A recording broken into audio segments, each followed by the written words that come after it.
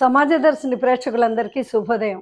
ఈరోజు రంగస్థల, TV, cinema నటులు, ప్రఖ్యాత మయం కళాకారులు, రచయిత అయిన శ్రీ పోలప్రగడ జనార్దన్ రావు గారి ఇంట్లో మేమున్నాం. ఈయన జెన్నీగా అందరికీ సుపరిచితులు.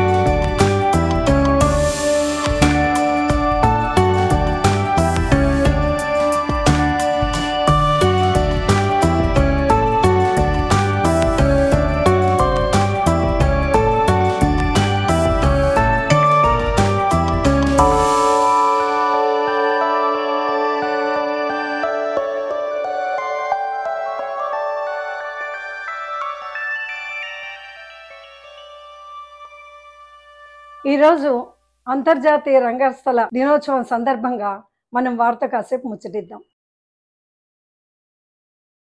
నమస్కారం జెన్నీ గారు. మిమ్మల్ని కలవడం చాలా ఆనందంగా ఉంది. ముఖ్యంగా అంతర్జాతీయ రంగస్థల దినోత్సవం రోజు మిమ్మల్ని కలవడం చాలా హ్యాపీగా ఉంది. నాకు మీరు సినీ నటులుగా, రంగస్థల నటులుగా నాకు తెలుసు, కానీ మీరు మాయం కళాకారులని తెలిసినప్పుడు మాత్రం చాలా ఆశ్చర్యపోయాను నేను. ఎందుకంటే నేను మీ ప్రదర్శనలు ఏవి చూడలేదు కూడా యాక్చువల్గా.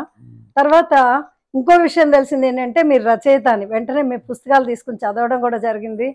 చాలా అద్భుతంగా ఉంది. అసలు నాకు అన్నిటికంటే ఆశ్చర్యం కలిగించిన విషయం ఏంటంటే, ఒక వ్యక్తి ఇన్ని కళల్లో రాణించడం అనేది అది సాధ్యమా అనేది నాకు చాలా ఆశ్చర్యం అనిపించింది.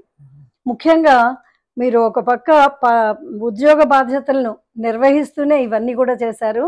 ఇది అసలు ఎట్లా మీకు సాధ్యమైంది అది తెలుసుకోవాలని నాకు చాలా కుతూహలంగా ఉంది.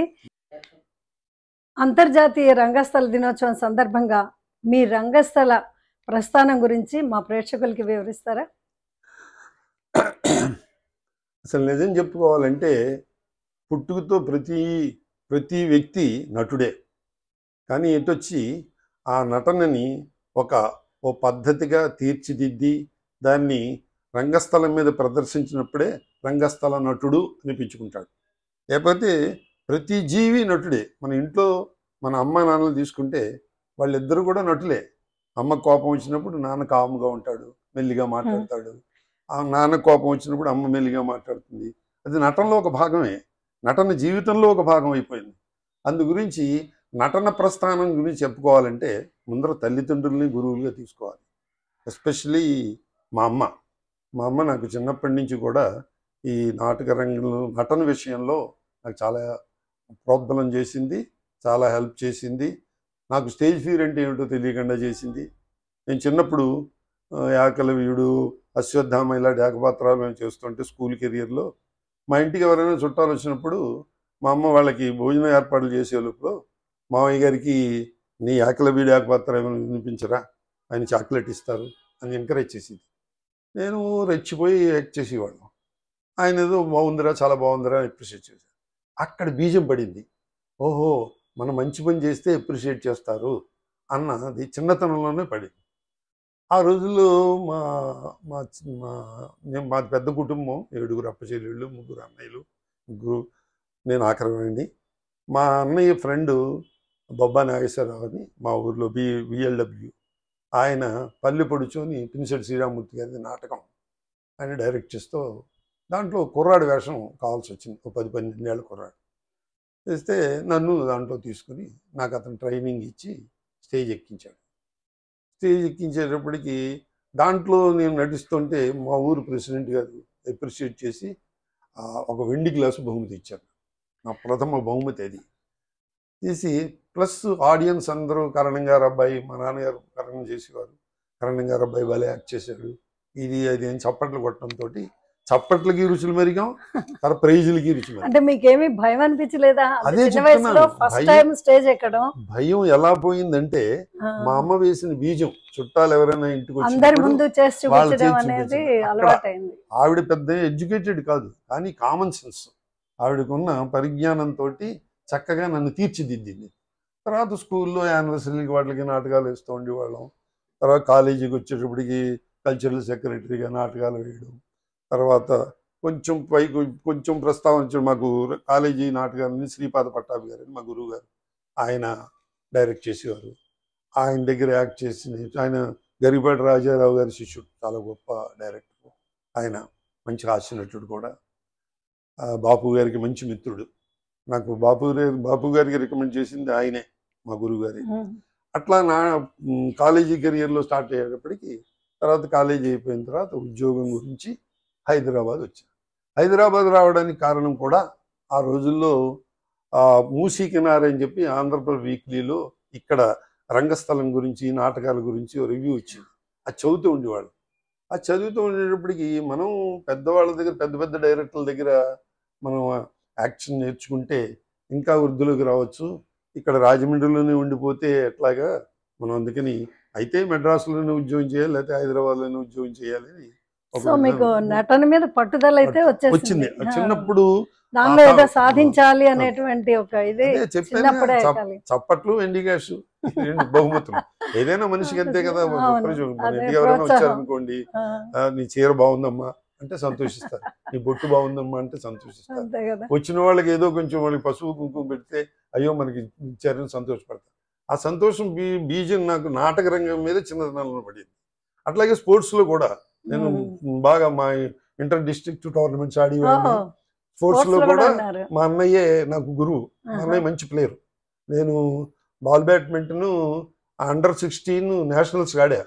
మా ఊరు నుంచి సెలెక్ట్ అయ్యి డిస్ట్రిక్ట్ వైజ్ సెలెక్ట్ చేసేవారు. సో మీకు అందరి మధ్యలో ఎట్లా ఉండాలి, ఎట్లా కలవాలి, ఎలా కలుపుకోవాలి, ఇవన్నీ కూడా ఆటోమేటిక్ గా మీకు అలవాటైపోయాయి. కుటుంబ నేపథ్యమే నేర్పింది, కుటుంబం నుంచి. రచన కూడా అలాగే నేర్పింది. మా పెద్దక్క మంచి రైటర్ మోచల సుబ్బలక్ష్మి అని, మా పిన్ని పోలాపురం రాజలక్ష్మి గారిని మంచి రచన, వీళ్ళందరూ చదువుతూ ఉండేవారు. అట్లా అట్లా ఆ రంగంలో కూడా ప్రవేశించాం. తర్వాత హైదరాబాద్ వచ్చాం. హైదరాబాద్ వచ్చిన తర్వాత ఏం చేయాలి, ఉద్యోగం ఏదో చిన్న ఉద్యోగం సంపాదించుకున్నాం. చేసి నాటక రంగంలో ప్రముఖులు ఎవరు, ప్రముఖ దర్శకులు ఎవరు అని చెప్పి అప్పటికే పేరు ప్రఖ్యాతులు ఉన్న చాట్ల శ్రీరాములు గారు, జేఎల్ నరసింహారావు గారు, డాక్టర్ డిఎస్ఎన్ మూర్తి, ఇలాగా చాలా పెద్ద పెద్ద డైరెక్టర్లు, భాను ప్రకాష్, వీళ్ళందరి దగ్గర కట్టెన్లాగి ఆ నాటకంలో వాళ్ళకి ప్రాంప్టింగ్ ఇచ్చి, ఛాయలు అందించి, ఇట్లా ఇట్లా ఇట్లా ఇట్లా చిన్న చిన్నగా ఎవరైనా ఆర్టిస్ట్ రాకపోతే ఆ వేషం వేసి అట్లా అట్లా అనుభవం పెద్ద డైరెక్టర్లు సంపాదించి, తర్వాత కొన్నాళ్ళకి ఏం చేశామంటే, నేను ఈసీఎల్లో వర్క్ చేస్తూ ఉండేవాడిని. ఈసీఎల్లో వర్క్ చేస్తున్నప్పుడు వాళ్ళని వీళ్ళని అడిగి చిన్న చిన్న వేషాలు వేయడం, ఇది ఎన్నాళ్ళు ఇలా చేస్తాం, మనమే ఒక అసోసియేషన్ ఎస్టాబ్లిష్ చేసుకుని, మనమే మన మిత్రులందరినీ ఏకం చేసుకుని మనమే నాటకాలు వేద్దాం అని ఆలోచన వచ్చింది. అప్పుడు మేము జ్యోతిర్మయి అని 1970లో జ్యోతిర్మయి అని ఒక ఈసీఎల్ ఎంప్లాయీస్ కల్చరల్ అసోసియేషన్ అని చెప్పి పెట్టి అందరినీ, ఇంట్రెస్ట్ ఉన్న వాళ్ళందరినీ చేర్చి, మా పివికే ప్రసాద్ నాటక రంగం అంటే ఇంట్రెస్ట్ ఉన్న వాళ్ళని కలుపుకుని మాకు పివికే ప్రసాద్ అని చెప్పి మా నాటకాలు డైరెక్ట్ చేసేవాడు. నేను ఊళ్ళో ఏదైతే మంచి నాటకం ఉందో, మా తలావజ్జల సుందరం మాకు గురువు, అతను చాలా మంచి డైరెక్టరు, తనికల భరణి రాస్తూ ఉండేవాడు, శంకర్ మంచి పార్థసారథి గారు రాస్తూ ఉండేవారు. ఈ నాటకాలన్నీ తీసుకెళ్ళి వాళ్ళ పర్మిషన్ తీసుకుని ఆ నాటకాలు మా ఈసీఎల్లో వేసేవాళ్ళం. ఆ విధంగా ఏం జరిగిందంటే మేము డెవలప్ అవడానికి బాగా అయింది. అంతటితోటి ఊరుకోకుండా మేనేజ్మెంట్తో డిస్కస్ చేసి ఈ నాటక రంగం కూడా మనం వృద్ధిలోకి తీసుకొస్తే కుర్రాళ్ళందరూ ఉత్సాహపడతారు, పని చేయడంలో చాలా ఎమోషన్, వాళ్ళకి చాలా ఒక స్పిరిట్ వస్తుంది అని చెప్పి మేము కాంపిటీషన్స్ డిపార్ట్మెంటల్లోనే ఉంది, విత్ ఇన్ డిపార్ట్మెంట్ కాంపిటీషన్స్ పెట్టి ఆ కాంపిటీషన్లో బెస్ట్ వచ్చిన వాళ్ళని ఏడాదికి ఒకసారి ఎక్కడైనా సరే వాళ్ళు ఇష్టం ఇచ్చిన పరిషత్కి కట్టి అవుట్ సైడ్ కాంపిటీషన్స్ వెళ్ళొచ్చు అని రూల్ పెట్టి ఆ ఇంటర్ డివిజనల్ కాంపిటీషన్స్ పెట్టి దాంట్లో ఫస్ట్ వచ్చిన వాళ్ళని పంపించేవాడు. తర్వాత ఇంటర్నల్ కాంపిటీషన్సే కాకుండా మాది డిపార్ట్మెంట్ ఆఫ్ ఆటోమిక్ ఎనర్జీ, మొత్తం ఆల్ ఇండియా లెవెల్లో బిఆర్సి బొంబేలో, మెడ్రాస్లో, కల్పాకంలో ఇలా చాలా ఉన్నాయి యూనిట్స్. వాటి అన్నిటికీ కూడా ఇంటర్నల్గానే కాకుండా బయట కూడా మనం పెడదామని చెప్పి వాళ్ళందరికీ కాంపిటీషన్ పెట్టి వాళ్ళందరినీ హైదరాబాద్ తీసుకొచ్చి ఒకసారి బొంబేలో అట్లా చేసి చిన్నగా ఈసీఎల్లో మొదలైన సంస్థ మా అదృష్టం కొద్దీ మేనేజ్మెంట్ కూడా మమ్మల్ని అలా ఎంకరేజ్ చేసింది. ఆ తర్వాత ఏం జరిగిందంటే నెక్స్ట్ స్టెప్, మేము రవీంద్ర భారతిలో నాటకం వేస్తుంటే జంజాల గారు ఆ నాటకానికి ముఖ్య అతిథిగా వచ్చారు. ఆయన మా నాటకం చూసి మమ్మల్ని అందరినీ అభినందించి, నేను అప్పుడు ఇంకా సన్నగా ఉండేవాడిని, వీళ్ళు ఏదో పెక్యులారిటీ ఉంది అని చెప్పేసి నన్ను ఒక సినిమాలో అహనా పెళ్ళంట, నా ఫస్ట్ సినిమా, అప్పుడే 1986, అప్పుడే మెడ్రాస్ నుంచి సినీ రంగం హైదరాబాద్కి షిఫ్ట్ అవుతున్న రోజులు ఇవి.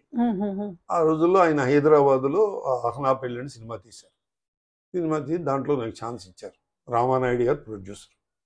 వాళ్ళు ప్రొడ్యూసర్ కూడా వాళ్ళు చాలా అనుభవం గల వాళ్ళు కాబట్టి చిన్న చిన్న వేషాలకి మెడ్రాస్ నుంచి ఆర్టిస్టులు తీసుకొస్తే వాళ్ళకి 200 ఛార్జీలు ఇవ్వాలి, లాడ్జింగ్ బోర్జింగ్ అరేంజ్ చేయాలి. వాళ్ళ వల్ల ఏమి సినిమా 100 రోజులు ఆడదు, అందుకని లోకల్ టాలెంట్ని ఎంకరేజ్ చేద్దాం అని చెప్పేసి చిన్న చిన్న వేషాలకన్నిటికీ మమ్మల్ని సెలెక్ట్ చేసి వాళ్ళు వేయించేవారు. సో ఆ రకంగా మీకు మొదటి సినీ ప్రవేశమే మంచి దర్శకులు నిర్మాతల దీనిలో జరిగింది. ఆ తర్వాత ఏం జరిగిందంటే పరుచూరి బ్రదర్స్ అని చాలా ఫేమస్ వాళ్ళు, వాళ్ళ అబ్బాయిని పరుచూరి వెంకటేశ్వరరావు కొడుకు పరుచూరి రఘుబాబు నాటక పోటీలు పెట్టి, అతను పాపం క్యాన్సర్ తోటి పోయాడు, అతను హీరో చేద్దాం అనుకున్న కుర్రాన్ని, అతను పోతే రఘుబాబు మెమోరియల్, పరుచూరి రఘుబాబు మెమోరియల్ నాటక పోటీలు అని చెప్పి వాళ్ళు హైదరాబాద్లో ఉన్న అసోసియేషన్ అన్నింటిని పెట్టి కాంపిటీషన్స్, వాళ్ళు ప్రైజులు అనౌన్స్ చేయకుండా best actor, best director, best comedian అంటూ అనౌన్స్ చేయకుండా ఈ నాటక పోటీల్లో వచ్చిన 6 నటులు సెలెక్ట్ చేస్తాం, ఈ 6 నటులకి సినిమా ఛాన్సులు ఇప్పిస్తాం అని చెప్పి ముందరే అనౌన్స్ చేశారు. చేస్తే మేము ఆ పరిషత్తులు ఎప్పుడో 30 ఏళ్ల క్రితం, ఇంకా ఆ పరిషత్తు నడుస్తూనే ఉంది.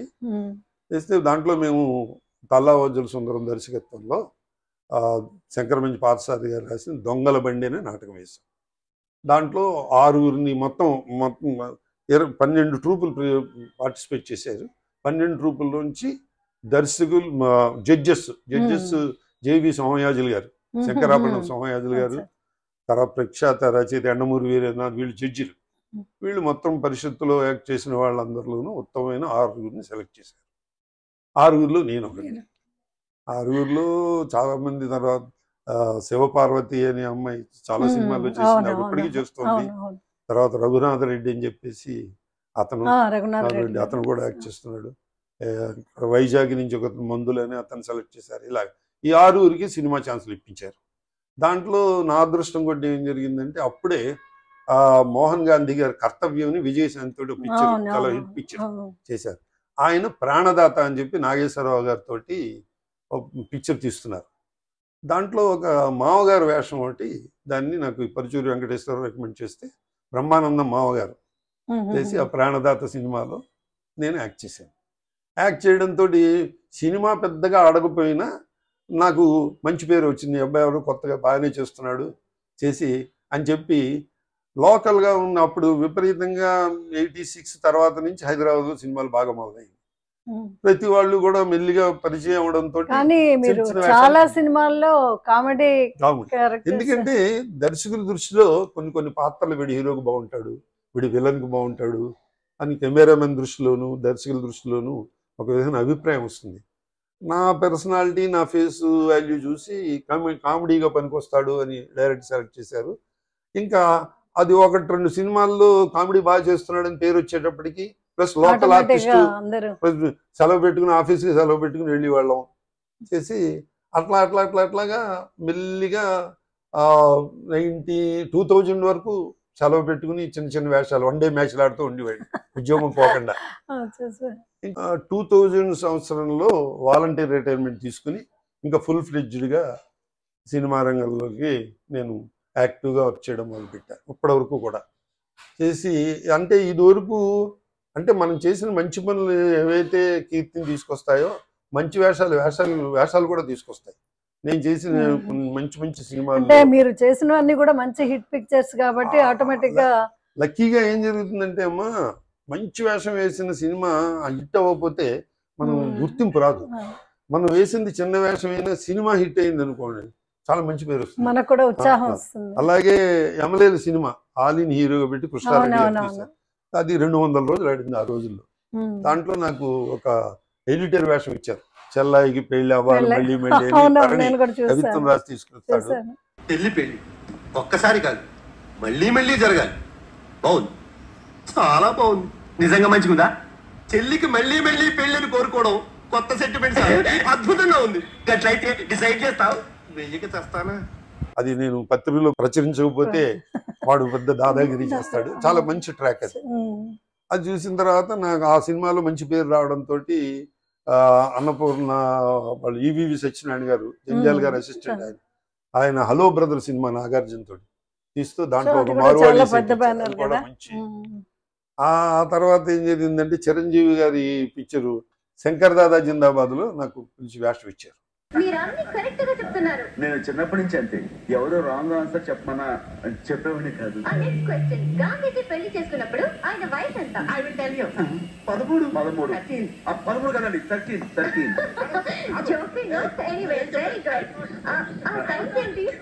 హలో అది మా ఫ్యామిలీ మెంబర్స్ అండి. ఈ రోజుల్లో లాగా ఈ సెల్ ఫోన్లు అవి ఉండేవి కాదు. ఇప్పుడైతే కుర్రాళ్ళు వాట్సాప్ లో వాళ్ళ పెర్ఫార్మెన్స్ రికార్డ్ చేసుకుని పంపిస్తున్నారు, దాన్ని బట్టి సెలెక్ట్ చేస్తున్నారు. మేము ఏంటంటే మేము ఒక 20-30 రోజులు కష్టపడి రిహార్సల్ చేసి నాటకం వేసి ఆ నాటకానికి ప్రఖ్యాత దర్శకుల్ని నిర్మాతల్ని గెస్టులుగా పిలిచేవాళ్ళు చేసి ఎవరికో ఒకరు మా ట్రూప్ లో ఎవరికొకరికి వాళ్ళకి నచ్చిన వాళ్ళని తీసుకుంటారు, ఆ విధంగా డెవలప్ అవుతుందని చెప్పి. ఒకసారి అయితే అక్కినే నాగేశ్వరరావు మా నాటికి చూడడానికి రవీంద్ర భారతికి గెస్ట్ గా వచ్చారు. అది చెవంకుట్టి నాటకం అని అన్నమూరి వీరేంద్ర రాసింది. చేస్తే నాటకం అయిపోయిన తర్వాత నేను ఇంటికి వచ్చేసాను. తర్వాత సన్మాన సభలో ఆయన దాంట్లో నేను ఒక ప్రేక్షకుడు వేషం వేశాను. ప్రేక్షకుడు వేషం వేసిన అబ్బాయికి మంచి ఈజ్ ఉంది, భలే చేశాడు, వృద్ధిలోకి వస్తాడు అని ఆయన అప్రిషియేట్ చేశారట. నా ఫ్రెండ్స్ రే నాగేశ్వరరావు గారు నిన్ను ఫోన్ చేస్తే నేను ఆయనకు ఫోన్ చేసి సార్ మీరు ఇలా మా నాటకం చూసి నన్ను ఆశీర్వదించారట, అప్రిషియేట్ చేశారట, చాలా ఆనందంగా ఉంది సార్ ఇదేనే ఆయనకు ఫోన్ చేసి మాట్లాడారు. ఆయన మాట్లాడారు జనరల్ గా మేనేజర్. ఆ తర్వాత ఆయనతోటి నేను 1-2 సినిమాలు చేసేటప్పటికి స్టూడియోలో పలకరించేవారు కూడా, ఎలా ఉన్నారు ఏమిటి ఇది ఏది. ఒకసారి ఒక తమాషా జరిగింది. ఆయన ఎప్పుడు మేకప్ కాలర్కి షర్ట్ కాలర్కి అంటుకోకుండా ఒక జేబు రుమాలు పెట్టేవారు ఇలాగ. అంటే నేను అది చూసి నేను వేరే సినిమా షూటింగ్ వెళ్ళినప్పుడు అన్నపూర్ణ స్టూడియోలో నేను జేబు రుమాలు పెట్టి నన్ను పిలిచారు. ఎట్లా రజని ఏంటి జేబు రుమాలు పెట్టేటి అని అంటే మిమ్మల్ని చూసి ఇమిటేట్ చేస్తున్నానండి, మీరు ఇలా పెట్టుకుంటారు కదా అది మేకప్ రంగు తగలగా. అంటే ఎవరిని ఇమిటేట్ చేయకు, గుర్తుపెట్టుకో, ఎవరిని ఇమిటేట్ చేయకు. నీకున్న తెలివితేటలతోటి నీకున్న ప్రత్యేకత నీకు ఉండాలంటే నువ్వు ఎవరిని ఇమిటేట్ చేయకూడదు. ఇమిటేట్ చేస్తే ఆయనలే చేస్తున్నాడు అంటారు, ముద్ర పడిపోతుంది. అందుకని ఎప్పుడు ఎవరిని ఇమిటేట్ చేయకని ఒక మంచి పాఠం చెప్పారు. జంజాల్ గారు కూడా అలాగే, ఎందుకంటే ఆయన నాటక రంగం నుంచి వచ్చినవాడు కాబట్టి నాటక రంగానికి కెమెరాకి తేడా గురించి చెప్తూ ఆయన మమ్మల్ని ఎంతో ఎంకరేజ్ చేసేవారు. రైటర్ రాసిన డైలాగ్కి మీరేదో మేమేంటంటే ఉత్సాహం కొద్దీ దర్శకుడిని ఇంప్రెస్ చేయాలని చెప్పేసి ఆ రైటర్ రాసిన డైలాగ్ ఏవో యాడ్ లిప్స్ అంటారు, కొత్త కొత్త పదాలు వేసేడికి ఆయన చెప్పారు, మీరు వేసిన కొత్త పదం వల్ల ఆ యాడ్ లిప్ వల్ల రైటర్ రాసిన సెంటెన్స్కి రైటర్ రాసిన డైలాగ్కి ఫ్లేవరు గ్లామరు రావాలి కానీ లెంగ్త్ కాదు. అలాగే ఎప్పుడు చేయకూడదు. చేసి బాగుంటే పెట్టుకుంటాం, బాగోలేకపోతే వద్దంటాం, బాగోలేదన్నా నిరుత్సాహపడకూడదు అని చెప్పారు. ఇలా పెద్దవాళ్ళందరూ పాఠాలు చెప్పిన బాపు గారి దగ్గర పిక్చర్ చేశాను నేను. బాపు గారి దగ్గర చెప్పి ఆయన ఏంటంటే చాలా సీరియస్గా ఉన్నట్టుగా ఉండేవారు, లోపల మాత్రం విపరీతమైన హాస్యం ఉండేది ఆయనలో. వస్తే ఆయన దగ్గర చేసినప్పుడు చాలా చేతులు కట్టుకుని చాలా సిన్సియర్గా మాస్టర్ దగ్గర ఉన్నట్టు ఉండేవాళ్ళు. వెళపూడి వెంకటరమణ గారి దగ్గర సరదాగా ఉండేవాళ్ళం, కానీ బాపు గారు అంటే భయం. పిలిచి దగ్గరికి పిలిచి అలా భయపెడుతూ అతి వినయం ప్రదర్శించక్కర్లేదు, అందుకని మీ పోర్షన్ మీరు చదువుకుని చక్కగా నేను చెప్పినట్టు చేయండి, అంతేగాని ఊరికే మీరు టెన్షన్లో ఉన్నారంటే పాత్రలో కూడా ఆ టెన్షన్ కనపడుతుంది, అందుకని మీ ఇంట్లో మనిషితో మాట్లాడినట్టుగా అంటే దర్శకుడు బాపు గారు అని అలా ఊరికే డిస్టెన్స్ మెయింటైన్ చేయాలి. నిజంగా చాలా అదృష్టం కదా అంత పెద్ద పెద్ద డైరెక్టర్స్ దగ్గర మొదట్లోనే కెరీర్ మొదట్లోనే అలాంటి అవకాశం. దాంట్లో కూడా నాకు అవకాశం ఎలా వచ్చిందంటే మా గురువు గారు శ్రీపాద పట్టాభి గారు అని రాజమండ్రిలో కదా, ఆయన బాపు గారికి ఫ్రెండ్, ఆయన రికమెండేషన్ లెటర్ రాసి ఇచ్చారు నాకు ఇస్తే బాపు గారు మెడ్రాస్లో నేను ఏదో ఆఫీస్ పని మీద వెళ్ళినప్పుడు ఆ లెటర్ బాపు గారికి చూపించాను.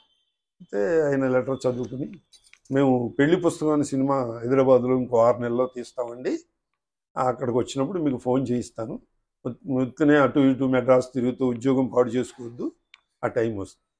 ప్రతి దర్శకుడు ఇలాగే అంటాడు, మనం గుర్తుపెట్టుకుంటాడా పిలుస్తారా అనుకుని చూద్దామని అని వస్తూ ఓ మాట అన్న, సార్ చచ్చిపోయే లోపల ఒక్కసారి మీ దగ్గర యాక్ట్ చేయాలని ఉందండి అన్న. అంటే ఎవరు చచ్చిపోయే లోపల అన్నాడు ఆయన కూడా చాలా చచ్చిపోయే లోపల భయం, ఆతృత, ఒక ఆనందం, ఒక ఆయన్ని కలిసామనే ఒక ఉత్సాహం, ఇవన్నీ కలగలుపు చేసి మనం చెప్పేయాలి మన ఫీలింగ్ అనే భావం, అమెచ్యూరిజం. ఇది తర్వాత నిజంగా 6 నెలల తర్వాత ప్రొడక్షన్ మేనేజర్ చేత ఫోన్ చేయించారు పెళ్లి పుస్తకం సినిమాకి, దాంట్లో యాక్ట్ చేశారు. తమాషా ఏంటంటే ఆ పిక్చర్ రిలీజ్ అయినప్పుడు ప్రొడక్షన్ మేనేజర్ చేత కవర్ పంపించారు, జెన్నీ గారు చాలా బాగా యాక్ట్ చేశారు, మొదటి రోజు ఫ్యామిలీ తీసుకుని వెళ్తారేమో అయినా, దాంట్లో లేకపోతే నిరుత్సాహపడతారు అయినా, ఆ సీన్ కట్ చేసాం, చాలా బాగా యాక్ట్ చేశారని చెప్పేసి కట్ చేసి మేము ఇంట్లో పెట్టుకుని మా ఫ్యామిలీ చూస్తున్నాం, ఆయన ఆ సినిమా నిరుత్సాహపడకండి లెంగ్త్ ఎక్కువైందని కట్ చేసాం, నెక్స్ట్ పిక్చర్ లో మళ్ళీ తప్పకుండా కట్ చేయని వేషం ఇస్తానని మిస్టర్ పెళ్ళాం అనే సినిమాలో మళ్ళీ వేషం ఇచ్చారు సినిమాలో. ఆయన దగ్గర యాక్ట్ చేసిన ఫస్ట్ సినిమాలో సీన్ కట్ అయిపోయింది. అది సహజంగా సినిమా ఫీల్డ్ లో జరుగుతూ ఉంటుందమ్మా, ఎందుకంటే లెంగ్త్ ఎక్కువైనప్పుడు కమీడియన్స్ కే పడుతుంది ముందర అది మెయిన్ సీన్. మొన్నటికి మొన్న తన ఎవరు చిరంజీవి గారి అబ్బాయి రామ్ చరణ్ ఏం చేంజర్ సినిమాలో నేను సునీలు ఒక 3-4 రోజులు మంచి సీన్లు చేసాం, లెంగ్త్ ఎక్కువైంది సీన్ కట్ చేసాం. అలా కట్ చేసిన సీన్లు కూడా చాలా ఉన్నాయి, అవి కూడా చెప్పుకుంటే చాలా లెంగ్త్ వస్తాయి. అట్లా సినిమా ప్రస్తావన అలా వచ్చింది. ఆ సినిమాల్లో యాక్ట్ చేసేయడంతో నా అదృష్టం బాగుండి నాకు నంది అవార్డ్స్ దాంట్లో జ్యూరీ సభ్యుడిగా పెట్టారు. దాంట్లో జ్యూరీ సభ్యుడిగా 2 ఏళ్ళు జ్యూరీ సభ్యుడిగా ఉన్నాను. తర్వాత నాగేశ్వరరావు గారి ఆయన పోయిన తర్వాత ఆయన స్మారకంలో ఆయన అవార్డు ఇచ్చారు నాకు, తర్వాత జంజాల్ గారి అవార్డు కూడా ఇచ్చారు. ఈ అవార్డ్స్ అన్ని కూడా వాళ్ళతో యాక్ట్ చేయడం వల్ల, వాళ్ళ సినిమాల్లో యాక్ట్ చేయడం వల్ల ఆ అవార్డులు కూడా వచ్చాయి. ఎప్పటికీ కూడా నాకు నాటకం అంటే ఇష్టం, సినిమా అంటే ఎందుకంటే అసలు ఫస్ట్ స్టెప్ అదే కదా. నాటకంలో తప్పట్లు రుచి చూస్తాం, సినిమాలో చెక్కులు రుచి చూస్తాం, ఆ రుచి పోదనమాట. మీకు బెస్ట్ ప్రొడ్యూసర్ ఎవరండి, మీకు బాగా నచ్చిన ప్రొడ్యూసర్ అని ఒక ఛానల్లో అడిగారు నన్ను. అంటే అందరూ ప్రొడ్యూసర్లు ఇష్టమేనండి, ప్రొడ్యూసర్ ఇచ్చిన చెక్కు బౌన్స్ అవ్వకుండా ఉంటే ఆ ప్రొడ్యూసర్ అంటే చాలా ఇష్టమైంది. బౌన్స్ అయిన చెక్కులు కూడా ఉంటాయి. అట్లాగా నాటక రంగం అసలు మీరు మాట్లాడుతుంటే వింటున్నారు కదా, అంటే మీలో ఉన్న హాస్య ధోరణి కూడా మీ కథల్లో వాటిల్లో కనిపిస్తుంది. అది సహజంగా వచ్చేస్తుంది. ఎక్కువ కామెడీ క్యారెక్టర్స్ చేయడానికి ఇది కూడా ఒక రీజన్ ఏమో, అంటే తెలియకుండానే మీ మాటల్లో హాస్యం. అంటే స్వభావ సిద్ధంగా మనం చిన్నప్పుడు పెరిగిన వాతావరణం, మనం చాలామంది ఇప్పుడు ఫాదర్ మదర్ సీరియస్గా ఉన్నారనుకోండి, ఆ పిల్లలు కూడా చాలా రిజర్వ్డ్గా ఉంటూ ఉంటారు. వాళ్ళు సరదాగా ఉన్నారనుకోండి, పెద్ద కుటుంబం, ఇదివరకు పెద్ద కుటుంబాలు ఉండేవి. పెద్ద కుటుంబంలో వాళ్ళందరూ కలిసిమెలిసి ఉండడంతో ఒక ఆప్యాయత ఆత్మీయత ఉండడం, తర్వాత వాళ్ళలో మనకి లక్షణాలు పెద్ద లక్షణాలు వచ్చాయనుకోండి, అవి ఇమిటేట్ చేస్తాం. పెద్దన్నయ్య మన ప్రేమగా తీసుకున్నాడు అనుకోండి, మా పెద్దన్నయ్య మంచి పెయింటర్, వాడు బొమ్మలు వేస్తుంటే వాడికి బ్రష్లు అన్ని ఇవ్వడం, అరే ఆ రెడ్ కలర్ కడిగేసి దాన్ని ఆ బ్రష్ కడిగేసి పక్కన పెట్టండి అన్నయ్య దగ్గర చేరి వాళ్ళం. మా చిన్నన్నయ్య గాలిపటాలు బాగా ఎగరేసేవాడు, వాడి దగ్గర చేరి గాలిపటాలు నేర్చుకునేవాళ్ళం. సో మీ ఇంట్లోనే డెవలప్ చేస్తుంది అది. అట్లాగే స్విమ్మింగ్ కూడా, స్విమ్మింగ్ అంటే నాకు చాలా ఇష్టం. మా పెద్దన్నయ్య చాలా బాగా ఇది వాడు చేసి ఒరే నన్ను ఓడించరా. అప్పట్లో స్విమ్మింగ్ పూల్స్ కాదు కదా, గోదావరిలో ఈదరది. మా అమ్మ కూడా కార్తీక మాసంలో తెల్లారగట్ట పెడితే సాయం పెడితే ఎలా అయినా వచ్చావు కదరా 2 ములుగులు చేస్తే లోపలికి వెళ్ళకరా మొసళ్ళు ఉంటాయిరా అని. మా అమ్మ ఈదమంటే ఈదడానికి వచ్చాను, నేను ఏ మొసలి నన్ను పట్టుకోదు అని ఇంకో విషయం చెప్తుండేది మా అమ్మ. అయితే మా అమ్మ కూడా చాలా మంచి హాస్యపూర్తిగా మాట్లాడేది ఆ విషయాన్ని. అయితే గోదావరిలో బోల్డ్ నీళ్లు ఉన్నాయిరా, అన్ని నీళ్లు మనకు కాదురా, చెంబు చిన్ను పెడితే చెంబు నీళ్లు వస్తాయి, బిందు చిన్ను పెడితే బిందు నీళ్లు వస్తాయి, అదేరా ప్రాప్తం అంటే. పురతనంలో నేను పెద్ద బిందుచ్చుకుని పెడతాను, బిందు నీళ్లు తెచ్చుకుంటాను అనేవాడు. అంటే మొయ్యలేనిటువంటి తీసుకుంటే నడ్డి విరుగుతుందిరా, చెంబు కూడా మొయ్యలేవు, అందుకని నీకెంత ప్రాప్తం అంతవరకు. అది నాకు ఎంత హెల్ప్ చేసిందంటే, ఉద్యోగం మానడానికి భయం వేసేది. ఉద్యోగం మానేస్తే సినిమాల్లో వేషాలు రాకపోతే రోడ్డు మీద పడిపోతాం. అప్పటికే పెళ్ళయింది, చిన్న పిల్లలు, వాళ్ళ చదువులు ఇవి. అందుకని భయం వల్ల బాగుపడ్డాం, భయం వల్ల రిస్క్ తీసుకోవడానికి భయపడ్డాం. కొన్ని చోట్ల రిస్క్ తీసుకోకపోతే పైకి రాం. కానీ రిస్క్ తీసుకునే అంత అవసరం లేకుండా మనకు మన హాబీలు మనకు నడుస్తున్నాయి కదా అని చెప్పేసి కూడా రిస్క్ తీసుకోలేదు. అట్లా అది ఏదో గొంగళిపురు సీతాకోక చిలుక అయినట్టుగా నాటక రంగంలోంచి మెల్లిగా వచ్చి సినిమా రంగంలోకి ప్రవేశించేటప్పటికి నాలో మెటమార్ఫసిస్ వచ్చింది. అప్పుడు నేను ఏం చేశానంటే, ఈ సినిమాలో యాక్ట్ చేస్తున్న టైంలోనే ఏఆర్ కృష్ణని చాలా గొప్పవారు, పద్మశ్రీ అవార్డు విన్నరు. ఆయన నాట్య విద్యాలయం అని చెప్పి, చెన్నారెడ్డి గారు అప్పుడు చీఫ్ మినిస్టర్, ఆయన హయాంలో నాట్య విద్యాలయం అని చెప్పి ఒక ఇన్స్టిట్యూట్, అంటే acting institute, first acting institute in south ఇండియాలోనే ఫస్ట్ ఇన్స్టిట్యూట్ అది పెట్టారు. పెడితే దాంట్లో చేరాను నేను. 2 years కోర్స్ అది, కోర్స్ యాక్టింగ్ ది డెవలప్ చేసుకోవడం ఎలాగా అన్న దాని మీద. అంటే ఈ నాటకాలు వేసుకొని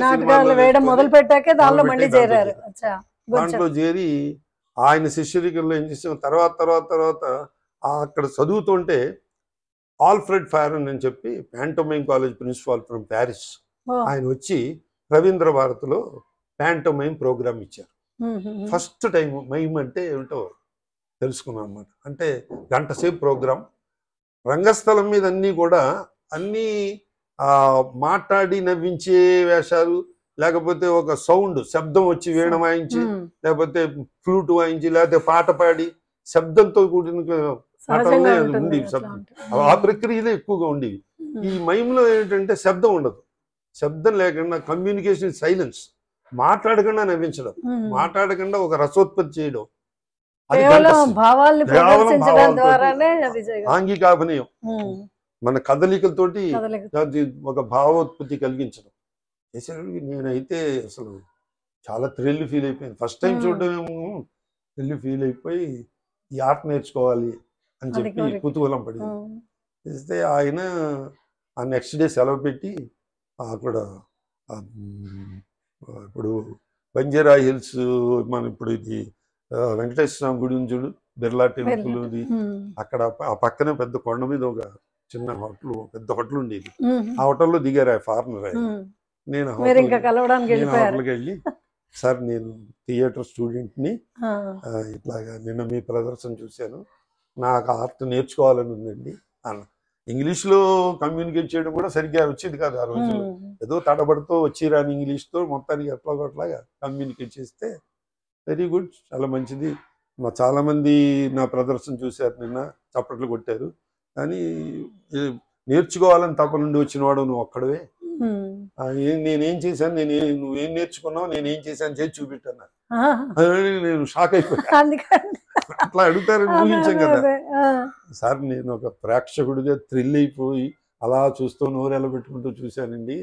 అని ఇట్లాగ మళ్ళీ అది మిమ్మల్ని నేను ఇమిటేట్ చేయాలని కూడా చూడలేదండి నేను అని చెప్తే, ఓకే నువ్వు చూసిన దాంట్లో నీకు నచ్చింది, నీకు గుర్తున్నది ఏదో ఒకటి చెయ్యి అన్నారు. చేస్తే చెయ్యకపోతే నాకు ఇంట్రెస్ట్ లేదు, నాలో టాలెంట్ లేదు అనుకుంటారని, సార్ నాకు 10 నిమిషాలు టైం ఇవ్వండి సార్. అయితే okay take 10 minutes or 15 minutes, right? I will go to the washroom and I will come back. ఆయన వాష్రూమ్కి వెళ్ళేటప్పటికి 3rd floor 4th floor హోటల్లో ఆయన రూమ్. ఆ కిటికీలో చూస్తుంటే కింద పిల్లలు గాలిపటాలు ఎగరేస్తున్నారు చేసి వాళ్ళలో వాళ్ళు దెబ్బలాడుకుంటూ ఆ తాడు తగిలినప్పుడు మూడేస్తూ చాలా తమాషాగా ఉంది. అది చూసి ఇది ఎందుకు చేయకూడదు, మనకేదో వచ్చిన పద్ధతిలో చేద్దాం అని చెప్పి ఏదో కాలికి ఆ పేడ ఏదో తగిలితే ఆ కాలికి రాసుకోవడం, అది చేతిలో తెచ్చుకురావడం, ఇది ఏం తగిలింది రాని ఇలా వాసన చూడడం, బాబాయ్ పేడ అని చెప్పి ఇంత ఏదో నాకు పిచ్చిగా నాకు తోచింది చేశా. This is my go head అన్నాడు ఆయన.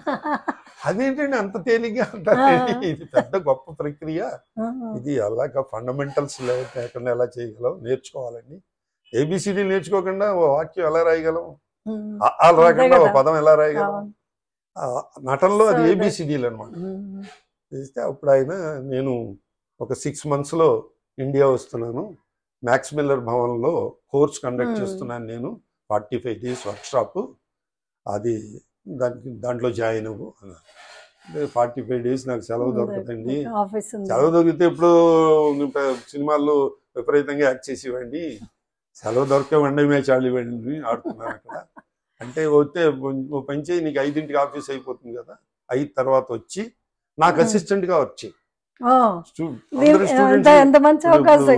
సినిమాల్లో డాన్స్ డైరెక్టర్ ఉంటాడు అనుకోండి, వాడు డాన్స్ కంపోజ్ చేస్తాడు, కంపోజ్ చేసి అసిస్టెంట్ చెప్తాడు ఆ కంపోజ్ చేసి వాళ్ళకి నేర్పని, హీరో హీరోయిన్కి నేర్పమని అసిస్టెంట్ డైరెక్టర్ నేర్పుతూ ఉంటాడు. అలాగే ఈయన కంపోజ్ చేసి నన్ను వాళ్ళకి నేర్పమని. Teaching is the best way of learning. అసలు మనం వాళ్ళకి టీచ్ చేస్తున్నాడు, మనకు రావాలి కదా చేసి. అట్లాగా నేను వాళ్ళకి 45 days రెగ్యులర్గా పెడుతూ ఆయన అభిమానం సంపాదించాను.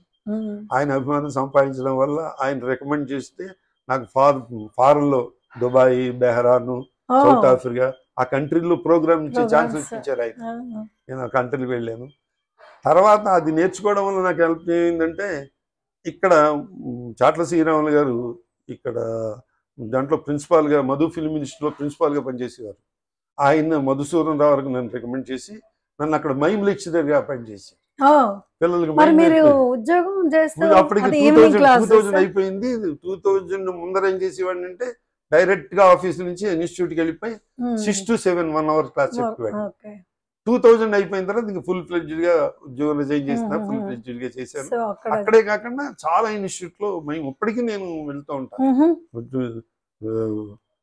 రామానాయుడు గారు స్కూల్ పెట్టారు, థియేటర్ ఆర్ట్స్ లాగా, వాళ్ళు దాంట్లో నేను విజిటింగ్ లెక్చరర్ గా పెడతా. తర్వాత మధు ఫిల్మ్ ఇన్స్టిట్యూట్ లో 10 ఏళ్ళు వచ్చేసా. హైదరాబాద్ ఫిల్మ్ ఇన్స్టిట్యూట్ లో మైమ్ నేర్పుతూ ఉంటా.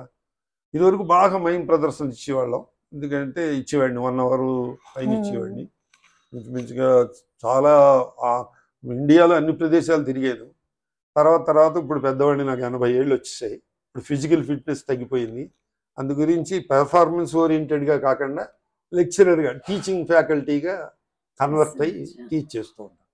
సో మీ నటనకి తోడు ఇది కూడా ఉండడం వల్ల ఇంకొంచెం ఫ్లరిష్ అయ్యేందుకు నటనకి చాలా హెల్ప్ చేసింది. ఎందుకంటే డైలాగ్ లేకుండానే యాక్ట్ చేసి అతల వాడిని ఎంటర్టైన్ చేయడం అంటే దానికి తోడు ఇప్పుడు సినిమా అనేవాడికి డైలాగ్ సపోర్ట్ వస్తుంది, కాస్ట్యూమ్ సపోర్ట్ వస్తాయి, మ్యూజిక్ సపోర్ట్ వస్తుంది, వెనకాల బ్యాక్గ్రౌండ్ సపోర్ట్ సెట్ చేస్తారు, తర్వాత పక్కన పెద్ద పెద్ద ఆర్టిస్టులు ఉంటారు. ఇంత హంగామాలో చాలా డడ్డీ అది నాకు అలా హెల్ప్ చేసింది. సహజంగా ఒక వయసు వచ్చేసరికి ఎవరికైనా కొంచెం రెస్ట్ అవసరం అనిపిస్తుంది. అందులో ఈ నటన అంటే సినిమాలు కానీ నాటకాలు కానీ దీనికి చాలా స్ట్రెయిన్ అవ్వాల్సి వస్తుంది, చాలా తిరుగుతారు. మరి మళ్ళీ ఇంకా మైమ్లో టీచ్ చేశానంటున్నారు, ఉద్యోగం ఉంది, ఇవన్నిటి మధ్యలో అసలు మీకు ఈ రచన అనేది, రచనా రంగం మీద అసలు ఆసక్తి, రచించాలి, పుస్తకాలు రాయాలి అనేటువంటి ఆలోచన అసలు మీకు ఎట్లా కలిగింది? అది కూడా చిన్నప్పుడు పడిన బీజమే. ఎందుకంటే మా ఇంట్లో మా పెద్దక్క, మా చిన్నక్క, మా బుల్లక్క వీళ్ళందరూ విపరీతంగా పుస్తకాలు చదివారు. ఆ రోజుల్లో భారతి, జ్యోతి, తర్వాత ఇప్పుడు స్వాతి వచ్చాయి, కానీ ఇప్పుడు ఆంధ్రపత్రిక, ఆంధ్రప్రభ విపరీతంగా వచ్చేవి. తర్వాత మా అక్కయ్యలు ఏం చేసేవారంటే ఆ రోజుల్లో ఎప్పుడు 1960 ఆ ప్రాంతాలు, 55, 60 ప్రాంతాల్లో. నేను 45లో పుట్టాను, 55 అంటే 10 ఏళ్ళ పిల్లాడి. నన్ను వాళ్ళు ఏమిటంటే పల్లెటూరులో ఆడపిల్లలు లైబ్రరీకి వెళ్ళేవారు కాదు. వాళ్ళు నాకు పుస్తకం పేరు రాసి అదనపుడు సునేచరని వాళ్ళు ఈ నవళ్ళు పుస్తకం తెచ్చిపెట్టు అని నాకు రాసిచ్చేవారు. లైబ్రరీకి వెళ్ళి తెచ్చేవాడిని. తెచ్చిచ్చేటప్పటికి వాళ్ళు చదువుతూ నన్ను ఇగ్నోర్ చేసేవారు. నాకు చాలా పక్కన కూర్చున్నా కూడా నన్ను పట్టించుకునేవారు కాదు. నాకు చాలా ఉడుకు మొత్తం వచ్చింది. మీరే చదువుకుంటున్నారు, నేను తెచ్చిన పుస్తకాలు మీరు చదువుతాను, నాతో మాట్లాడటం లేదు మీరు, నేను చదువుతాను అని తెచ్చి పుస్తకాలు ఆక్కునేవాడిని. నువ్వు చదివే పుస్తకాలు కాదురా ఇవి, అయితే నేను చదివే పుస్తకాలు సజెస్ట్ చేయండి అని చెప్పి ఇస్తే అప్పుడు మా ఈ చందమామ, బాలమిత్ర ఇలాంటి పుస్తకాలన్నీ అవి రాసి అవి తెచ్చేవాడిని. మా పెద్దకి నాకు ఇంచుమించుగా 16 ఏళ్ళు గ్యాప్. మా పెద్దక్క పెళ్లికి నేను చంటి పిల్లాండి, ఇప్పటికీ నన్ను పిల్లాడిగా చూసేది. మా పెద్దకి ఇస్తే చందమామ పైకి చదవండి, గట్టిగా చదువు అని. గట్టిగా చదువుతుంటే ఇక్కడ ఒత్తులు పెట్టలేని చోట ఒత్తులు పెట్టకు, ఒత్తులు ఉన్న చోట కరెక్ట్ గా ఒత్తులు పెట్టు. నిజంగా ఇలాంటి కుటుంబ నేపథ్యం అనేది 1000 మందిలో ఒక్కళ్ళు కూడా దొరకదండి. ఎంత అద్భుతం అసలు, మీరు చెప్తుంటేనే చాలా ఎంత అదృష్టం అనిపిస్తుంది. రైటర్ అక్కడ కామా పెట్టాడు, కామా పెట్టినప్పుడు కాసేపు ఆగు, అందుకు స్పీడ్ గా చదివేస్తా, ఎందుకు కామా పెట్టిన వేరే బయటకు వెళ్ళి నేర్చుకునేది ఏం లేదు. ఫుల్ స్టాప్ పెట్టాడు అక్కడ, ఫుల్ స్టాప్ పెట్టినప్పుడు ఇంకా ఎక్కువసేపు ఆగాలి. అక్కడ తోటి ఆ భావం అయిపోయింది, నెక్స్ట్ భావానికి రైటర్ పెడుతున్నాడు, ఫుల్ స్టాప్ పెట్టు అని. నాకు ఈ భావాలు గీవాలు ఏమి తెలియదు, చదివేయడమే కదా, ఓహో ఇలా కూడా చదవాలి అన్న బీజం కూడా అక్కడ పడింది. ఆ ఊర్లో మా ఆలమూరులో నవ్య సాహితీ సమితి అని ఒక సాహిత్య అసోసియేషన్, మా బాబాయ్ గారు పోలపాడు సత్యనారాయణమూర్తి గారిని, గొప్ప రైటర్, నంది అవార్డు విన్నర్ ఆయన ఉషశ్రీ గారని ఆల్ ఇండియా ఉషశ్రీ గారు, తర్వాత కనక్ ప్రవాస్ గారని, కనకయ్య గారని లెక్చరర్ ఆయన, పోతిగు సాంబశివరావు గారు, పురాణ పండ రాధాకృష్ణ, వీళ్ళందరూ కలిసి ఈ అసోసియేషన్ పెట్టారు. వాళ్ళు ఏమిటంటే రోజు మా ఊర్లో నాగుల చెరువు నుండి, నాగుల చెరువు దగ్గర సిమెంట్ బెంచీలు ఉండి, ఆ బెంచీల మీద కూర్చుని ఈ సాహిత్య చర్యలు చేస్తూ ఉండేవారు వాళ్ళు. మేము పక్కనే వస్తున్నా, అదే పాయింట్, పక్కనే బ్యాడ్మింటన్ కోర్టు మాది. బ్యాడ్మింటన్ కోర్టు సాయంత్రం బ్యాడ్మింటన్ ఆడుకుని అయిపోయిన తర్వాత మా చెరువులో స్థానానికి దిగేవాళ్ళం. ఈ వీళ్ళని వేళాకోళం చేసేవాళ్ళం మేము. అబ్బో, మాకు తెలిసిన వాళ్ళు నన్నయ్య, తెక్కన, ఎర్రాప్రగడే. ఆ రోజుల్లో పుస్తకాలు చదివాం కాబట్టి పాఠ్య పుస్తకాల్లో ఉండేవి ఆ పేరు. ఎర్రాప్రగడ రోయ్, తెక్కన రోయ్ చేసేవాళ్ళు. అంటే వాళ్ళు నవ్వుకునేవారు, వాళ్ళు పెద్దవాళ్ళు. ఓ రోజు పిలిచి, మీకు తెలుసున్న రచయితల పేర్లు అందరికీ పెట్టకూడదు, రచన అన్నంత చాలా గొప్ప ప్రక్రియ, మీరు కూడా దమ్ముంటే రాయండి, అప్పుడు మీకు తెలుస్తుంది. నిజంగా అంత పెద్దవాళ్ళు పిల్లలతో అంత చక్కగా మాట్లాడి చెప్పడం అంటే, మీకు ఎవరికైతే మీలో 10 మంది ఉండేవాళ్ళం, వాడు సత్యవోలు, వరహాలు, వేమూరి వాడు, మేమందరం ఆడుతూ ఉండేవాడు. అయితే మీలో ఎవరికైనా దమ్ముంటే రేపు కథ రాసి తీసుకురావాలి అని వాళ్ళందరూ ఛాలెంజ్ చేశారు. ఎందుకంటే వాళ్ళ జోలికి రాకుండా ఉంటాం కానీ దాన్ని సీరియస్ గా తీసుకుంటారని వాళ్ళు కూడా ఊహించుంటారు. అసలు ఇంకా అల్లరి చేయదు వీళ్ళు, మన జోలికి రాడికి నాకు పౌరుషం వచ్చింది, నేను ఎందుకు రాయకూడదని. అప్పుడే 12 ఏటో 13 ఏటో చేసేడికి నేను చేసి, నాకు ఇప్పటికే కథ గుర్తు, ఎలకదిద్దని కాపురం అని రాశారు. టైటిల్ కూడా గుర్తు, సినిమా టైటిల్ లాగా. ఎందుకంటే రాత్రి ఏమో వాడు ఎలకొచ్చి చప్పుడు చేస్తూ ఉంటే దొంగాడని భయపడతాడు మొగుడు, దొంగాడని భయపడిపోయి అంత చిన్న వయసులో ఇంత ఏదో పిచ్చి పిచ్చిగా నాకు తోచింది ఏదో. పెళ్ళాం ఏమో మాత్రం ధైర్యం లేదా అంటుంది, చేసేటికి అది ఎలకని తెలియదు దొంగాడు అనుకుంటాడు, ఆఖరికి ఎలకని తెలుసు. ఇది కథ వేసి నేను చదివి హాస్యమే బేస్, హాస్యమే అంటే చిన్నప్పుడు బీజం పడింది కదా, కథ రాసి వాళ్ళకి చదివి వినిపించారు. అందరూ నవ్వుకున్నారు. నవ్వుకుంటే దాంట్లో ఉన్న హాస్యానికి నవ్వుకోవడం కాదు, చేసి కథకి ఇది ఎలా వచ్చింది నీకు ఆలోచన అన్నారు. రాత్రి ఇలా ఎలకొచ్చింది మా ఇంట్లోను, ఎలకని మా అన్నయ్య నేను కలిసి పట్టుకుని చంపాం, అటు దొంగాడైతే ఎలా ఉంటుందని మా పెద్దన్నయ్య అన్నాడు. దొంగని కూడా ఇలాగే కొడతావురా అన్నాడు. అమ్మో దొంగడంటే భయం అన్నాను. దాని మీద వచ్చిందండి ఆలోచన. అలాగే వస్తుంది ఎప్పుడు కూడాను. ఆలోచనని సద్వినియోగం పరుచుకుంటే అది నీకు చాలా అభివృద్ధిలోకి వచ్చి మంచి రచయిత అవుతావు. ఆలోచన దుర్వినియోగం చేసుకుంటే బ్యాడ్ బాయ్ అవుతావు. అదే ఎంతో మందికి చాలా చూసినప్పుడు, సినిమా చూసినప్పుడు, పుస్తకం చదివినప్పుడు అలా దాని మీద చాలా కోరిక కలుగుతుంది, కానీ దాన్ని అమల్లో పెట్టడం, నేను రచయిత అవ్వాలి, నటుడిని అవ్వాలి అని పట్టుదలగా ఆ లైన్ లో వెళ్ళడం నాకు వాళ్ళు చెప్పిన మాట నాకు 75 ఏట నేను కథ రాస్తుంటే వాళ్ళు చెప్పిన మాట ఎలా ఇన్స్పైర్ అయిందంటే, ఈ కంప్యూటర్ టెక్నాలజీ సద్వినియోగం చేసుకుంటే బిల్ గేట్స్ అవుతాడు, దుర్వినియోగం చేస్తే బిల్ లాడిన్ అవుతాడని రాశారు. వాళ్ళు చెప్పిన బీజం అనమాట. చేసి ఆ విధంగా మనసులో పడి తర్వాత మా పిన్ని పోలాపురం రాజ్యలక్ష్మి అని, మా అమ్మకి 4 సిస్టర్స్, మా అమ్మాయి పెద్దది, మా ఇంట్లోనే పెరిగింది మా పిన్ని. మా పిన్ని ఆ పోలాపురం సత్యనారాయణమూర్తి గారికి ఇచ్చి పెళ్లి చేశారు. అసలు మీకు ఏమేం కావాలో వాళ్ళందరినీ భగవంతుడు మీ దగ్గర పంపించేశారు. మంచి మాట అన్నావు, భగవంతుడే నాకు క్రియేట్ చేశాడు నిజంగా. లేకపోతే నాది నష్టజాతకుడిని అయ్యి ఉంటే ఇంకో వాతావరణం క్రియేట్ చేసేవాడు. ఏ తాగుబోతున్నా అయిపోయేవాడిని, లేకపోతే సిగరెట్లు కాల్చేవాడిని, ఏమైపోయేవాళ్ళం మనకు తెలియదు. ఇంకో భ్రష్టు పట్టి వాళ్ళం. అప్పట్లో తిట్టినా కూడా అలాగే మా ఊళ్ళో చాలా మంది ఉండేవారు. వాటితో తిరుగుతుంటే మా ఊళ్ళో వాడు బ్రహ్మం అని వాడు పాపం వాడు మాకు చిన్నప్పుడు క్లాస్మేట్, మాకు 6వ తరగతి వరకు. తర్వాత చదువు మానేసి వాడు అల్లరి చిల్లరిగా తిరుగుతూ మడిగా చెరువు నీళ్ళు అందరి ఇళ్ళకి కావిడేసుకు పోసేవాడు. తర్వాత బిందికి అర్ధనాయంతో ఇచ్చేవాడు. వాడు మమ్మల్ని ఆడపడం చేసేవాడు, నేను సంపాదిస్తున్నాను చూడండి అని. చేస్తే మా పెద్దకు నన్ను తిట్టిది, నువ్వు నీళ్లు మోసి బతుకుతావా, చదువుకుని బతుకుతావా. వాడే గురువు నాకు, వాళ్ళే అవ్వకూడదు, అలా అవ్వకూడదు అని తెలుసుకోవడానికి. అలాగే మా ఊళ్ళో సినిమా హాల్లో ఏదైనా సినిమా వస్తే రిక్షాలో మైక్ పట్టుకుని తిరిగేవారు, నేడే చూడండి దాని వెనకాల పరిగెత్తి వాళ్ళు చేసి నాకు ఏమైనా సరే ఆ అనౌన్స్మెంట్ చేయాలని ఉండేది కోరిక.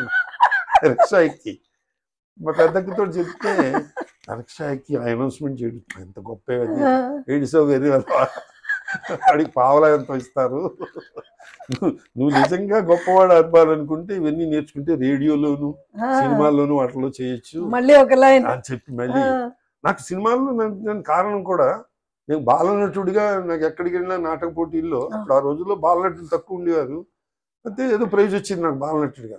అప్పుడు బాలనటుడుగా సినిమాలు కొన్ని వచ్చాయి, వదిలి గారి గాజులు, మా గోపి, ఇలాంటి సినిమాలు 10-12 ఏళ్ల కుర్రాళ్ళు మెయిన్ రోల్స్ అనమాట.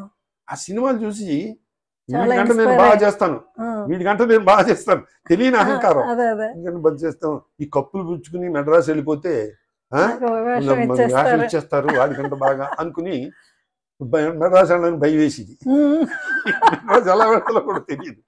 మా అమ్మ దగ్గర, మా అమ్మ పక్కలో పడుకుని చేస్తే మా అమ్మ అప్రిషియేట్ చేసి కప్పు తెచ్చేవారా, వెరీ గుడ్, నీకు ఇష్టమైంది ఏదో నేను చేసి పెడతాను, ఇది ఏది మా అమ్మ ఎంకరేజ్ చేసేది. అయితే మా అమ్మ కష్టాన్ని నేను ప్రాక్టికల్గా చూసేవాడిని అనమాట. అయితే మా నాన్నగారు నా చిన్నతనంలో పోయారు.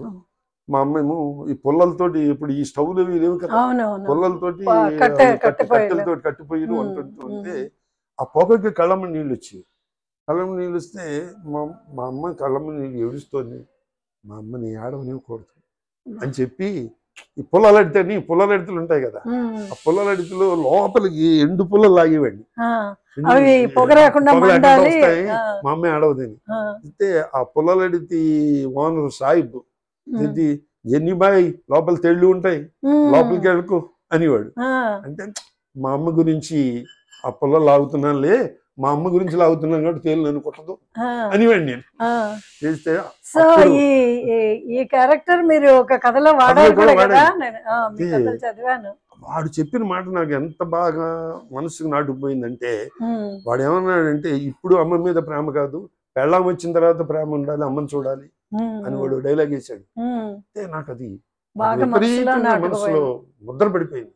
ముద్ర పడిపోయి మా అమ్మని సుఖపెట్టాలి, మా అమ్మని సుఖపెట్టాలి చెప్పి మా అమ్మ చెప్పిన సంబంధమే నేను బీద పిల్లని చేసుకుంటానమ్మా అంటే, నా అల్లుడు చాలా బీదవాడే, నా మనవరాలు చేసుకోరాలి, మా అక్కయ్య కూతురే నా వైఫ్. అట్లా ఆ బేస్ ఎలా పడిందో చెప్పడానికి ఇదంతా చెప్తున్నా. కథకి కూడా బేస్ అలాగే పడతాయి, జీవితంలో జరిగిన సంఘటనలు పడతాయి. ఎలా రాయాలి, మీరు రాయలేరని వాళ్ళు పెద్దవాళ్ళు అంటే పౌరుషం వచ్చి ఎలా రాశాను. ఆ తర్వాత ఏదైనా కథ రాస్తే మా బాబాయ్కి చదివి వినిపించేవాడిని పెద్ద అయిన తర్వాత. మా బాబాయ్ చాలా కథలు రాశాడు, కలిసి జ్ఞానపీఠ అవార్డు కమిటీ మెంబర్ మా బాబాయ్. అంత పెద్దవాడు, అంత గొప్పవాడు. కౌశల్య అని కొత్త నవల రాస్తే ఆంధ్రప్రభలో ప్రైజ్ వచ్చింది. ఆ నవల్ని తల్లిదండ్రులు అని చెప్పి సావిత్రిని పెట్టి తీశారు, సినిమా కూడా తీశారు తల్లిదండ్రులు. మా పిన్ని కూడా చాలా బాగా రాసేది. మా పిన్ని రాసిన కథల మీద 4 యూనివర్సిటీలో PhD చేశారు కుర్రాళ్ళు. బాబా ఎంత అదృష్టం అండి మీకు అసలు. వాళ్ళు ఇన్స్పిరేషన్. అలాంటి వాళ్ళ దగ్గర మీరు మీ కథలు వాళ్ళు చదవడం, దానిలో ఉన్న ఇంకో పిన్ని కొడుకు శ్రీ సుభాని, వాడు అద్భుతమైన కథలు రాసేవాడు, ఇక్కడ IDPలో వచ్చేసేవాడు. వీళ్ళందరూ ఇన్స్పిరేషన్ చేసి, పౌరుషం కూడా వీళ్ళలో ఎందుకు రాయలేవని కసి కోపం కూడా చేసి, ఆ తర్వాత నేపథ్యంలో తిరిగిన వాళ్ళకి అందరికి ఇవన్నీ రావాలని లేదు, అది ఒక అదృష్టం అంతే మీరు చేసుకున్న. అంటే ఒక చేసుకున్న అదృష్టం. ఒకటి ఏంటంటే నాకు పెద్ద అయిన తర్వాత తెలిసింది ఏంటంటే, ఏ రంగంలోనైనా నిష్ణాతుడు అవ్వాలంటే, ఒక ప్రొఫెషన్ అవ్వాలంటే అదే రంగాన్ని పట్టు కూర్చోవాలి. అంతేగాని ఆ సమ్మర్లో స్విమ్మింగ్ అనేక పడవల్లో కాలు పెట్టి 4 రకాలుగా అంటే అది అప్పుడు తెలిసేది కాదు, ఆనందం వచ్చేది దానివల్ల ఒక విధంగా అద్భుతమైన టైం పాస్ అయ్యేది. నేను ఇది చేసి నిరూపించుకోవాలి, ప్రూవ్ చేయాలి అనే కీర్తి ఉత్సాహం కూడా వచ్చేసి. తప్పట్లు, సన్మానం, కప్పు వస్తుంది. ఇది తర్వాత వదులుకోలేని పరిస్థితి. పెద్ద అయిన తర్వాత డబ్బు అవసరం వచ్చినప్పుడు డబ్బు రావడం, చిన్నప్పుడు కప్పు రావడం, డబ్బు రావడం, ఇవన్నీ కూడా చాలా హెల్ప్ చేసాయి అన్నమాట లైఫ్ కి. ఈ విధంగా రైటర్ అయిన తర్వాత నేను కథలు రాసి సరదాగా పత్రికలు పంపించాడు. సరదాగా మొదటి నుంచి మీరు ఈ రచనా వ్యాసంగం అనేది ఉంది, కానీ వీటిల్లో ఈ యాక్టివిటీస్ లో పడిపోయి అది కొంచెం ఫేడ్ అవుట్ అయింది. టైం లేక చేసి దాని మీద ఆలోచించాలి కదా, దానికి సబ్జెక్ట్ దొరకాలి కదా. ఫేడ్ అవుట్ అయ్యి తర్వాత మళ్ళీ అక్కడ సినిమాలు అవి కొంచెం తగ్గేటప్పటికి దీని మీదకి మళ్ళీ వచ్చి చేసేటప్పటికి పత్రికలు పంపితే కొత్తలో తిరిగి వచ్చేసేది కొంచెం నిరుత్సాహం వచ్చి కసి వచ్చి అదే కథని మళ్ళీ తిరిగి రాసి మళ్ళీ రీరీడ్ చేసి, దీంట్లో నేను చేసిన తప్పులు నాకు కొన్ని తెలిసివి వేసేసి మళ్ళీ పత్రిక పంపితే ప్రైజ్ వచ్చేది. ఇదిరా భలే దమ్మం, ఇలా రాయాలన్నమాట, ఇది అది అని చెప్పేసి ఇంచుమించుగా నేను 70-80 కథలు రాసా. ఒక 30-40 కథలకు బహుమతులు వచ్చాయి. ఇప్పటికీ నాకు లాస్ట్ ఇయర్ కూడా స్వాతిలో నాకు బహుమతి వచ్చింది. అంటే బహుమతులు ఏంటంటే గొప్ప కాదు, ఉత్సాహాన్ని ఇచ్చేది. దీనిలో ఉంది కదా అమ్మకు అక్షరంలో బహుమతి పొందిన కథానికలు, ఇది కేవలం వీళ్ళు పొట్టి శ్రీరామ్ యూనివర్సిటీ వాళ్ళు బహుమతులు వచ్చిన 23 కథలు వేశారు ఈ పుస్తకంలో. దీంట్లో అమ్మకు అక్షరం అని మా అమ్మ మీదే కథ రాసింది, మా అమ్మకు అక్షరం అని చెప్పి రాసింది. ఈ పుస్తకాన్ని నేను చదివానండి, కథలు చాలా బాగున్నాయి, కొన్ని అయితే నాకు చాలా నచ్చాయి అసలు. చాలా కథల్లో అవునా, అదే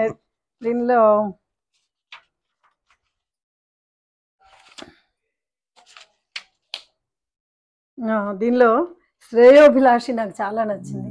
నేను దీనిలో చదివాను కూడా, మా ఛానల్లో అది ఆ కథ కూడా చదివాను. అందరికి ఇది వినిపించాలి అని అనిపించింది, చాలా బాగుంది. దానిలో అంటే మనం అహంకారం లేకుండా ఉంటే ఎంతైనా సాధించవచ్చు, అనవసరమైన భేషజాలకి పోవద్దు అనేది దానిలో నాకు చాలా నచ్చింది. తర్వాత ఇంకో కథ, ఇది మానవత్వం మీకు మరణం లేదు, అది చాలా అద్భుతంగా ఉంది.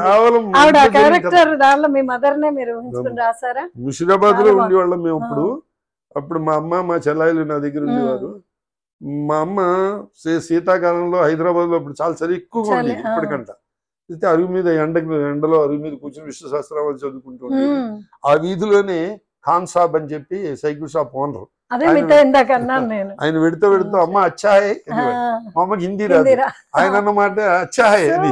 సేమ్ ఆవిడ ఇదంతా కూడా దానిలో పెట్టేశారు. మా అమ్మ పోయినప్పుడు ఆ ఎదురుగుండా ఇల్లు కడుతున్నాడు కూతురికి, దుబాయ్ లో ఉంటుంది, ఇంకా గృహప్రవేశం అవ్వలేదు. చేసి మా అమ్మ పోయినప్పుడు నన్ను పిలిచి, అమ్మ నీకే అమ్మ కాదు నాకు అమ్మే, ఆ కర్మ కార్యక్రమం నీకు బంధువులు వస్తారు, నా ఇంట్లో గృహప్రవేశం అని కొత్త ఇల్లు నాకు ఇచ్చాడు 10 రోజులు. అదే నేను కథ రాశాను. చాలా బాగుంది, చాలా నచ్చింది. ఎందుకంటే ఆ రోజుల్లో మనుషులు హెల్పింగ్ నేచర్, అది కులం మతంతో సంబంధం లేకుండా అసలు మన ఊళ్ళల్లో కూడా అందరు కలిసి ఉండేవాళ్ళు కదా చాలా. కానీ రాను రాను ఇది ఎక్కువైపోయింది, సొసైటీ అంతా చాలా మారిపోయింది. కొంతమందికి సెంటిమెంట్స్ పోవడం అనేది సహజం అని కొంతమంది అనుకోరు. అసలు మా ఇంట్లోంచి తీసుకెళ్లిపోండి వెంటనే ఎన్నో పేపర్లో కూడా చూస్తాం, దారుణంగా చాలా ఇదిగా చేస్తారు. ఆ దృక్పథం ఉంటే, రచనా దృక్పథం కనుక ఉంటే చాలా మంచి ఒక కథ కనబడుతుంది. అదే ఆర్టిస్ట్ అంటే బొమ్మలు వేసేవాడు ఉన్నాడు, ఆ ప్రకృతిలో ఆ మేఘాల్లో ఒక ఏనుగు కనపడుతుంది, ఒక నెమలి కనపడుతుంది. వాడు డాన్సర్ అనుకోండి, డాన్సర్ అయితే ఆ పాము కదులుతుంటే దాని కదలికలో బ్యూటీ కనపడుతుంది డాన్సర్ కి. అట్లా ప్రకృతి నేర్పుతూ ఉంటుంది. ఆ ఇంట్రెస్ట్ బట్టి అబ్జర్వ్ చేస్తూ మనకి ఆసక్తి ఉండాలి. చల్లటి పిల్లటి గాలి వస్తుంటే ఫ్లూట్ వాయించేవాడికి అది ఏ రాగం, ఆ గాలి ఏ రాగం వేస్తుంది అనిపిస్తుంది. ఇలాగ వాళ్ళ వృత్తులు బట్టి, వాళ్ళ అభిరుచులు బట్టి వాళ్ళది ప్రకృతి నేర్పుతూ ఉంటుంది. మన జీవితంలో దాన్ని ఆస్వాదించగలిగితే ఇవన్నీ వస్తాయి. ఆస్వాదించి కాగితం మీద పెట్టగలిగితే కథ కూడా అవుతుంది, కాగితం మీద పెట్టి బొమ్మ వేయగలిగితే చిత్రకారుడు అవుతాడు. ఇట్లా మీ కథల్లో చాలా వరకు అన్ని కూడా సొసైటీ గురించి, తర్వాత పూర్తి అంటే మీ స్వభావానికి అద్దం పట్టదు అనొచ్చు. ఇది మన ఈ కథ హాస్య కథ కూడా చదివాను, భైరవోపాఖ్యానం, చాలా బాగుంది. అసలు అది చదువుతున్నా నాలో నేను చాలా ఇంట్లో కుక్క ఉండేది, చేస్తే మా చెల్ల ఇంటికి వెడితే జన్మామయ్య వచ్చాడు రా, జన్మయ్య వచ్చాడు రా, చూసుకుంటారు కదా. అవును, కుక్కలు పెంచే వాళ్ళందరికీ అలవాటు ఉంటుంది. మా చెల్ల అయితే దానికి అన్నయ్య ఏంటి, నీకు అన్నయ్యని కానీ నీ తిన్న నువ్వు కుక్కనే అవుతున్నావు, నువ్వు జన్నయ్య వచ్చాడు దానికి చెప్పకుండా అప్పుడు దీని మీద ఎందుకు కథ రాయకూడదు అని చెప్పేసి, అది నాకు అప్పుడు నది అనే మ్యాగజైన్ ఉండేది, దాంట్లో నాకు హాస్య కథల పోటీలో ఫస్ట్ ప్రైజ్ వచ్చింది. చాలా మంచి కథ. అదేదైనా మనకి చాలా చిరాకులో ఉన్నప్పుడు లేకపోతే అలసిపోయినప్పుడు కూర్చుని ఆ కథ చదువుకుంటే చాలా బాగుంటుంది. కాశీ వెళ్ళి వచ్చిన తర్వాత కాలభైరవుడికి పూజ చేయాలి చేస్తారు కదా. అవునవును, అప్పట్లో కుక్కలకి గారెల దండలు వేసేవాళ్ళు. చాలా బాగుంది అసలు ఆ కథ, చాలా బాగుంది. నిజంగా ఈ రోజు మిమ్మల్ని కలవడం నాకు చాలా సంతోషంగా ఉందండి. అసలు పాత రోజులు మా చిన్నప్పుడు మీరు చెప్పిన వాటిల్లో చాలా వరకు నేను కూడా కొన్ని చూసాను. ప్రతి వాళ్ళకి బాల్యం ఒక అద్భుతమైన పాఠశాల, నేర్చుకునే ఉద్దేశం ఉంటే అందరికి ఆ తపన ఉండదు కాబట్టి, నేర్చుకునే తపన ఉన్న వాళ్ళకి నిజంగా అంతే ప్రాప్తం కూడా ఉండాలి. అలాంటి కుటుంబం దొరకాలి. నిజంగా చాలా చాలా సంతోషంగా ఉందండి. అయితే ఈ అంతర్జాతీయ రంగస్థల దినోత్సవం సందర్భంగా ప్రస్తుతం అంటే ఈ జనరేషన్ లో కళాకారులకి మీరు ఇచ్చే సందేశం ఏంటి? ఎందుకు అడుగుతున్నానంటే, ఇప్పుడు చాలా మంది సినిమాలు కానీ నాటకాలు కానీ, ఇప్పుడు అది వరకటి ప్రపంచం వేరు, ఇప్పుడు ప్రపంచం అంతా మారిపోయింది. చాలా మందికి చాలా ఎక్కువ డబ్బు సంపాదించాలనో లేకపోతే మంచి పేరు తెచ్చుకోవాలనో నిజంగా ఉత్సాహం ఉండ చాలా మంది ఆకర్షితులు అవుతున్నారు. ఇప్పుడు చాలా చాలా ఇన్స్టిట్యూట్స్ కూడా వచ్చాయి వాళ్ళని ట్రైన్ చేసేందుకు. కానీ వాళ్ళకి అంటే ఇప్పుడు వాళ్ళు మీలాగా ఇప్పుడు బహుముఖంగా కాకపోయినా కనీసం కొంతైనా వాళ్ళకి ఒక ఆలోచన అంటూ ఉండి మనం ఏం చేయాలి అంటే మినిమం కొంత చదువుకోవడం, కొంత కుటుంబాన్ని గురించి పట్టించుకోవడం, అవన్నీ చేసుకుంటూ పైకి రావాలి అనేటువంటి ఉద్దేశం ఉంటే కనుక బాగుంటుంది. కానీ ఇప్పుడు ఏంటంటే చాలా మంది ఇలా అనడం అని కాదు, చాలా మంది పిల్లలకి ఒక బాధ్యత కానీ అసలు ఏమిటి అనేది విషయం కూడా అవగాహన కూడా చాలా తక్కువ ఉంది. దానివల్ల కొంతమంది మోసపోతున్నారు కూడా. ఇలాంటి ఈ జనరేషన్ లో ఈ పిల్లలకి మీరు ఇచ్చే సందేశం ఏంటి? అంటే సందేశం ఇచ్చే అంత గొప్పవాడిని కాదు, కానీ నా సందేహాలే జీవితానికి ఎంత హెల్ప్ చేస్తాయి. సలహా ఇవ్వండి. అన్నిటికంటే జీవితంలో ఈజీ అయింది ఏంటంటే సలహా ఇవ్వడం. అన్నిటికంటే కష్టం ఇలాంటి పెద్దవాళ్ళు అన్నిటికంటే కష్టం ఏంటంటే ఆచరించడం. కాకపోతే ఇప్పుడు కొన్ని సాధించిన వాళ్ళు, కొంత అనుభవం ఉన్న వాళ్ళు పిల్లలకు తప్పనిసరిగా చెప్పాలండి. ఎందుకంటే మీ కుటుంబంలో మీరు అట్లా చెప్పడం వల్లే ఎన్నో సాధించగలిగారు. నేను ఆ ఉద్దేశంతో అడుగుతున్నాను. 100% కరెక్ట్. ఇది ఈ నాటక రంగం ఈ ప్రపంచ రంగస్థల దినోత్సవాన్ని ఎందుకు పెట్టారంటే 1961లోనే ఆయన ఎవరు అక్తిరియాని అని ఆయన పెట్టారు. ఆయన పెట్టి ఐక్యరాజ్యంతో అప్రూవ్ చేసింది కూడా. ఎందుకు పెట్టారంటే ఇది ప్రతి దేశంలోనూ నాటకాలు వేసేవారు. అంతర్జాతీయ నాటకోత్సవాలు అంటే ఒకళ్ళకొకళ్ళు కోఆర్డినేషన్ ఉండేది కాదు. ఆ దేశంలో నాటక రంగం ఎలా ఉంది వీళ్ళకి తెలియదు, వీళ్ళది ఎలా ఉందో వాళ్ళకి తెలిసింది కాదు. ఇంత కమ్యూనికేషన్స్ లేవు, అవి కమ్యూనికేషన్ ఛానల్స్ లేవు. వేరే దేశం వెళ్ళడం ప్లస్ నేర్చుకోవాలంటే అలా కొత్త కొత్త పద్ధతులు నేర్చుకోవాలంటే కొత్తగా నాటకాలు రీసెర్చ్ చేసుకోవాలి. అందుకని అంతర్జాతీయ నాటకోత్సవం వచ్చింది. దాన్ని ఇక్కడ హైదరాబాద్లో మేము చాట్ల శ్రీరాములు గారు, డిఎస్ఎన్ మూర్తి వీళ్ళందరూ కూడా ప్రతి మొదలు నాగభూషణ్ శర్మ గారు చాలా ఈ థియేటర్ ఆర్ట్స్ నిజాం కాలేజీలో థియేటర్ ఆర్ట్స్లో ప్రతి ఏడాది నిర్వహించేవారు. ఇప్పుడు కూడా రసరంజని అని చెప్పి వాళ్ళు రంగస్థల దినోత్సవం డెఫినెట్గా చేస్తారు. ఏంటంటే ఇప్పుడు ఉన్న నటులకి ఏంటంటే వాళ్ళు ఈ ఫిలిం ఇన్స్టిట్యూట్లోను వాటిలోనూ చేరి షార్ట్ టైం కోర్సులు 3 months 6 months 1 year ఇలా వస్తున్నాయి. వాళ్ళ ఆర్థిక పరిస్థితులను బట్టి వాళ్ళు ఆ కోర్సుల్లో చేరుతున్నారు. అంతేగాని వాళ్ళకి ఉన్న టాలెంట్ ఏమిటి, దాన్ని ఇంప్రూవ్ చేసుకుందుకు ఏ కోర్సు చేయాలని చూడలేదు. ప్లస్ అందరితో ఆకుండా ఆ 3 నెలల కోర్సు అయిపోయిన వెంటనే నాకు సినిమా ఛాన్సులు రావాలి అని చెప్పేసి ఒక ఆతృత, ఒక యాంగ్జైటీ, సంపాదించాలని వ్యామోహం, ఇవన్నీ వచ్చేటప్పటికి ఏం జరుగుతుందంటే పరిపూర్ణమైన నాలెడ్జ్ లేకుండా అక్కడికి వెళ్ళాలి. అక్కడ నేర్పేవాడు తక్కువ, నేర్చుకున్న వాళ్ళు ఎక్కువ. నేర్చుకున్న వాళ్ళే ఆ రంగంలోకి వస్తారు. అక్కడ చెప్పేంత టైం ఉండదు. కెమెరా ఆన్ చేసిన తర్వాత యాక్షన్కి పాఠాలు చెప్పేవాళ్ళు ఉండరు. అక్కడ యాక్షన్ బాగోలేకపోతే కట్ అంటాడు, యాక్షన్ బాగుంటే ఓకే అంటాడు. కానీ పరిపూర్ణంగా పరిపూర్ణత అంటూ ఉండదు దీనికి. రత్నే నాగేశ్వరరావు అంటూ ఉండేవారు, నేను స్టిల్ నేను విద్యార్థిని, నేను నాటక ఒకసారి పొట్టి ప్రసాద్ గారు అని ఒక మంచి హాస్యనటుడు ఆయన ఒకసారి ఇలాగే నేను ఇంకా విద్యార్థిని అంటే 82 ఏళ్ళు వచ్చాయి ఇంకెప్పుడు నేర్చుకుంటారండి అన్నాడు. ఆయనకున్న చదువు కొద్ది. అలాగే ఏంటంటే వీళ్ళు మామూలుగా ఒకటి ఆశించి నేర్చుకుందాం అనుకునేటప్పటికి వాళ్ళకి ఏం జరిగింది, ఆశ మీదే ఎక్కువ కోరుకుంటుంది, నేర్చుకోవడం దాని మీద వేగంగా అక్కడికి చేరుకోవాలనే కానీ అసలు ఏంటి కావాలి అనేది వాళ్ళకి తెలియదు. తర్వాత ఏంటంటే వాళ్ళ అదృష్టం బాగుండి ఒకవేళ అవకాశం వచ్చినా గమ్ముని ఫెయిడ్ అవుట్ అయిపోతారు. అంతే కదా. ఎందుకంటే కాస్త సరుకున్న గట్టిగా వేళ్ళున్న మొక్కే నిలబడుతుంది, ఆటుపోట్లకు తట్టుకుంటుంది. అది ఎన్ని తుఫాన్లు వచ్చినా తట్టుకుంటుంది. అది ఎందుకని వీళ్ళు ఏమిటంటే ఇప్పుడు నేను క్లాసుల్లో కూడా ఇదే చెప్తాను, మీరు అవకాశాల గురించి తాపత్రయపడండి, but at the same time మన అవకాశాలు సృష్టించుకుందుకు మనలో సరుకు ఉండాలి అని చెప్తూ ఉంటారు. అంతకంటే ఏముంది చెప్పేది ఈ రోజుల్లో పిల్లలకి. తర్వాత ఇంకోటి ఏమిటంటే ఫస్ట్ బేసికల్గా ఎడ్యుకేషన్ ఉండాలి. ఎడ్యుకేషన్ లేకుండా అప్పుడు ఎడ్యుకేషన్ లేకుండా వచ్చిన వాడికి ఎడ్యుకేషన్ ఉండి వచ్చిన వాడికి తేడా కనపడుతూనే ఉంటుంది. నాలెడ్జ్ ఇంప్రూవ్ చేసుకోవాలంటే నీకు మినిమం ఒక ఇది ఉండాలి కదా, ఒక భాషను అర్థం చేసుకోవడం అనేది ఉండాలి. నటనలో గానీ ప్రవర్తనలో గానీ తేడా కనపడుతూనే ఉంటుంది. మా మదర్ చిన్నప్పుడు అదే అనేవాడు, ముందర చదువుకుని పెద్ద అయిన తర్వాత నీ ఇష్టం వచ్చిన వృత్తి టేకప్ చేయి, ముందర చదువుకుంటే నీకు ఒక ఆలోచన వస్తుంది, ఒక విధమైన ప్రపంచ జ్ఞానం వస్తుంది, ఏ వృత్తిలో వెళ్తే షైన్ అవుతామని నీకు అవగాహన వస్తుంది అని చెప్తూ ఉండేది. అందుకని బేసికల్గా చదువుకుంటూ ప్యారలల్ గా డెవలప్ చేయాలి. చదువు అయిపోయేటప్పటికి 19 ఏళ్ళు అయిపోయాయి అనుకోండి, 19 ఏళ్ళు వేస్ట్ అయిపోతుంది.